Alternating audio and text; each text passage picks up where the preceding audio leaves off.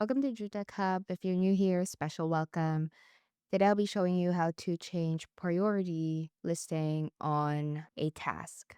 So just open up the task that you want to change the priority to. On here, I've got this example.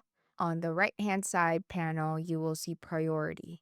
Priority is categorized into 1, 2, 3, 4, depending on the urgency of the priority. Priority 4 with the white flag currently is the least urgent matter. You could change it to a little bit more urgent with a blue flag.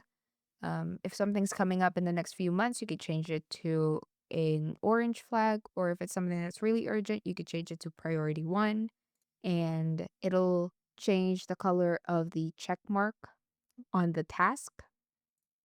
Let's say it's priority 2. It'll correspond to the flag type, flag color.